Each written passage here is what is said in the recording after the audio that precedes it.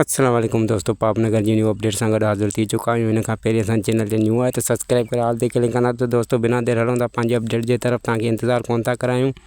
जी त दोस्तों तव्हां ॾिठो त बालाज खान जो ज़ुल्म जो क़ैदियुनि ते वधी वियो आहे। क़ैदियुनि खां इहो पुछी रहियो हुयो त केरु हुया जेके हमिलो करे तव्हांखे छॾाइण आया हुया। तंहिं ते ॿिनि क़ैदियुनि त इनकार कयो त असांजो को बि अहिड़ो न आहे जो असांखे हिते छॾाइण अचे।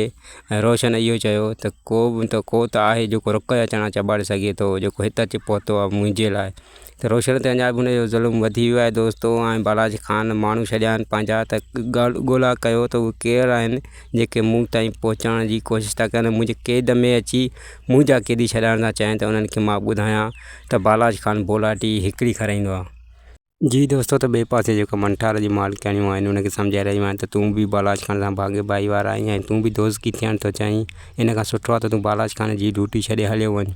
तंहिंजे मंठार चवणु लॻो त हिते मुंहिंजी दिलि लॻियल आहे, मां ईअं कीअं वेंदुसि। जी दोस्तों, त मंठार जी महबूबा बि इन्हनि ॻाल्हियुनि जे करे मंठार खां ख़फ़ा थी वई आहे त तूं बि माना बाबा सां भाङे भाई वारा आहीं, तुंहिंजे करे मां बि दोज़गी थींदसि, छो त मां तोसां प्यारु कयां थी ऐं तूं हिकु इंसानियत जो क़ातिल आहीं।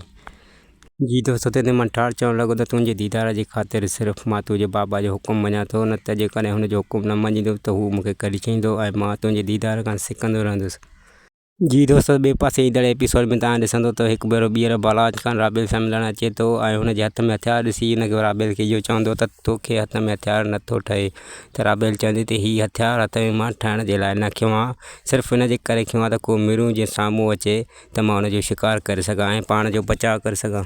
ॿिए पासे मल्हार ऐं सारंग जो न ठहण बि हिकु माना अजीब आहे, छो त मल्हार जी सारंग सां नथी लॻे ऐं सारंग जेको आहे त परेशान आहे त मल्हार मूंसां नाराज़ छो आहे। जी दोस्तों, त वरी मिलंदासीं नेक्स्ट वीडियो सां गॾु। ख़ुदा हाफ़िज़ दोस्तों।